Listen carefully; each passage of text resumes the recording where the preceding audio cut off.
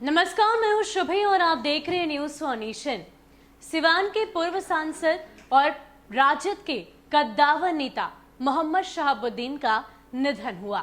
निधन तो हुआ, इसकी खबर सामने आई, लेकिन इन सब के बीच उनकी इस खबर को लेकर कई सारी मिस्ट्री, कई सारी बातें, कई सारी तस्वीरें, कई सारे सवाल हम सभी के मन में कौंधने लगे, क्योंकि तस्वीर ही कुछ ऐसी थी, साथ ही साथ परिजन के सवाल ही कुछ ऐसे थे कि हर किसी के मन में अभी तक सवाल है। और इतना ही नहीं, पार्टी और साथ ही साथ पार्टी के आला कमान और उनके बेटे यानी कि तेजस्वी यादव पर भी सवाल खड़े किए गए। लेकिन इन सब के बीच पार्टी के वरिष्ठ नेता यानी कि अब्दुल बारिश सिद्दीकी की तरफ से अब मोहम्मद शहाबुद्दीन के निधन को लेकर कई सारे सवाल भी किए गए हैं और साथ ही साथ कुछ संदेश भी दिया गया है।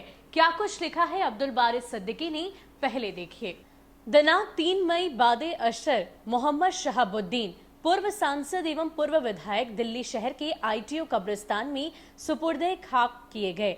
वे मर गए या मारे गए, यह बहस तब तक चलती रहेगी जब तक उनकी मौत की न्यायिक जांच नहीं हो जाती।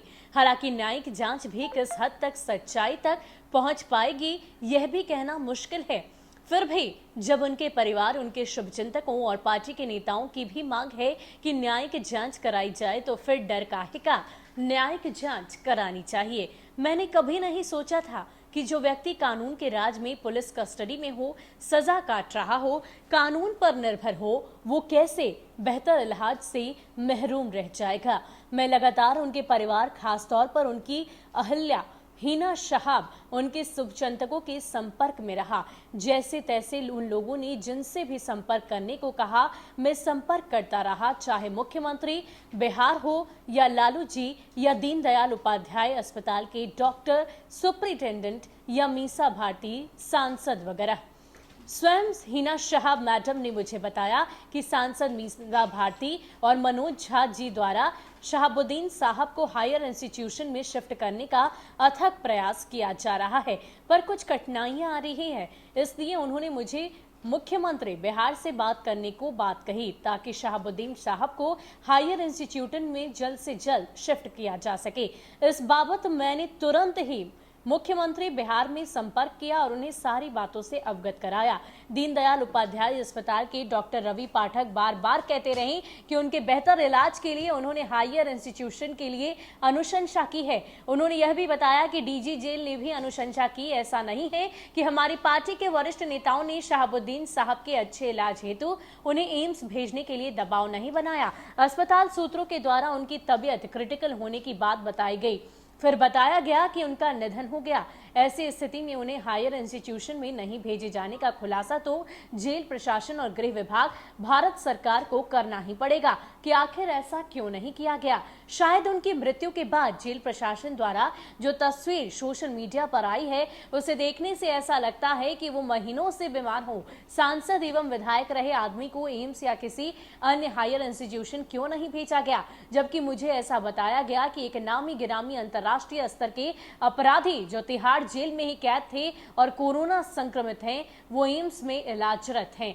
कोविड प्रोटोकॉल में भी भेदभाव किया जा रहा है। उनके परिवार के लोग, उनके शुभचिंतक एवं पार्टी के नेता लोग भी चाहते थे कि मोहम्मद शहाबुद्दीन साहब को सुपुर्दे खाक उनकी मातृभूमि सिवान में किया जाए। कोविड प्रोटोकॉल का हवाला देकर नहीं भेजा गया, जबकि 2-4 दिन पहले ही दूसरे व्यक्ति को उनकी मातृभूमि हरियाणा में दिल्ली में भेजा गया।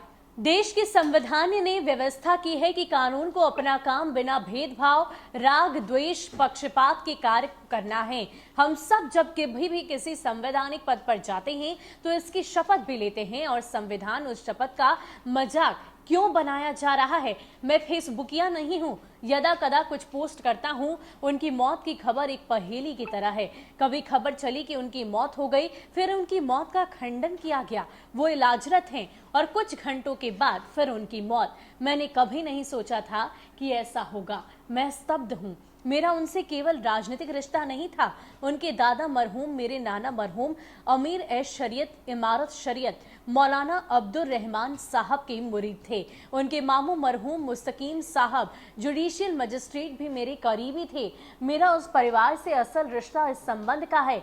जो घटनाक्रम है उससे गुस्सा स्वाभाविक है। जब भी पार्टी पर किसी तरह का संकट आया तो शहाबुद्दीन साहब पार्टी के लिए स्तंभ बनकर खड़े रहे और पार्टी के नेता श्री लालू प्रसाद यादव भी उनके लिए। बहुत सारी यादें हैं। अभी कुछ महीने पहले कोर्ट के आदेश से परिवार से मिलने दिल्ली में जेल से बाहर पुलिस कस्टडी में आए थे। उन्होंने किसी अन्य के मोबाइल से मेरे मोबाइल पर मुझे संपर्क किया। बहुत अपने की तरह मेरा हालचाल पूछा।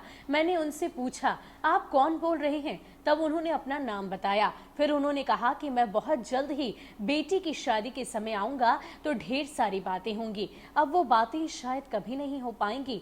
उनके साथ की एक तस्वीर जब मैं और वो सिडनी ओलंपिक में ऑस्ट्रेलिया की राजधानी कैनबेरा गए थे, उस वक्त की तस्वीर। मोहम्मद शहाबुद्दीन साहब की मौत से मुझे कभी ना पूरा होने वाला क्षति पहुंची है। वो मेरे छोटे भाई की तरह थे जो मेरे अच्छे बुरे वक्त पर कंधा से कंधा मिलाकर चला करते थे। उनके गुजर जाने से मुझे बेहद गम है। उस गम को अल्फाजों में बयां करना मेरे पास अल्फाज नहीं है। पार्टी के नेताओं, उनके शुभचिंतकों, उनके पारिवारिक संबंधियों को, उनके परिवार, खास तौर पर उनके बच्चे और उनकी पत्नी हिना शहाब के साथ परिवार की हर तरह की दुख सुख में मजबूती से खड़ा होना ही सच्ची अकीदत श्रद्धांजलि होगी।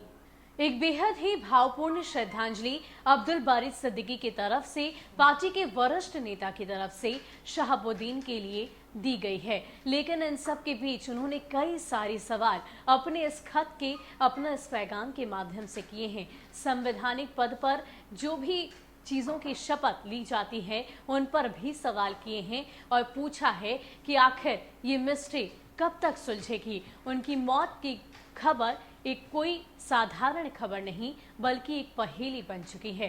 फिलहाल के लिए इतना ही। ज्यादा अपडेट के लिए आप बने रहें न्यूज़ फॉर नेशन के साथ। नमस्कार।